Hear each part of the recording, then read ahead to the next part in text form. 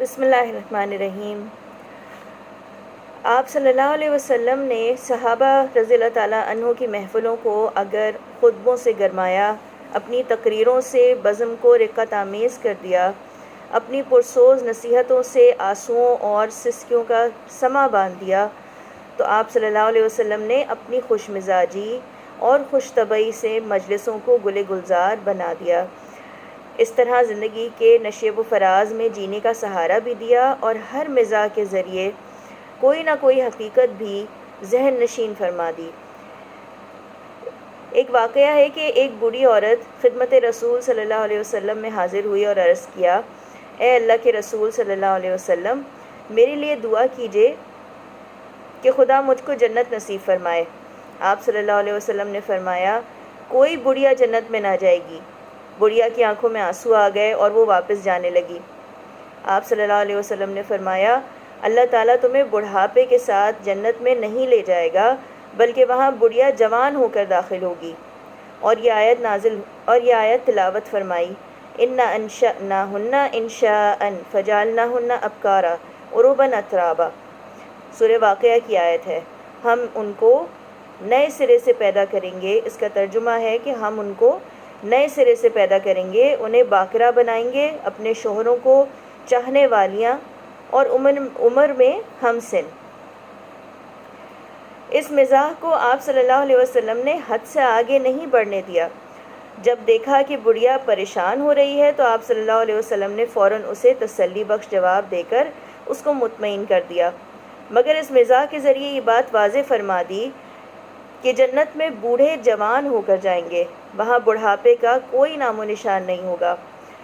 ترمذی نے یہ روایت نقل کی ہے کہ حضور صلی اللہ علیہ وسلم کے پاس ایک شخص آیا اور اس نے صدقے کا ایک اونٹ طلب کیا تاکہ اس پر سامان لاد کر گھر لے جائے۔ آپ صلی اللہ علیہ وسلم نے فرمایا، ٹھیک ہے، میں تمہیں اونٹنی کا بچہ دیے دیتا ہوں۔ اس آدمی نے کہا کہ اے اللہ کے رسول صلی اللہ علیہ وسلم، میں اونٹنی کا بچہ لے کر کیا کروں گا؟ آپ صلی اللہ علیہ وسلم نے فرمایا، اونٹ بھی اونٹنی ہی کا بچہ ہوتا ہے۔ اس مزاح کو جن لوگوں نے سنا ہوگا یقیناً وہ مسکرائے بلکہ ہنسے بغیر نہ رہ سکے ہوں گے، مگر حضور صلی اللہ علیہ وسلم کا مقصد محض ہنسنا ہنسانا نہیں تھا، بلکہ اس آدمی کی ذہنی تربیت کرنا مقصود تھی، اس کے ذہن کو سوچنے اور غور و فکر کرنے کے لیے آمادہ کرنا تھا، نتیجہ اخذ کرنے کی صلاحیت پیدا کرنا تھا۔ یہ بات واضح کر کے کہ اونٹ خواہ کتنا ہی بڑا ہو جائے، کتنے ہی بوجھوں کو لادے پھرے، وہ پھر بھی اونٹنی کا بچہ رہتا ہے۔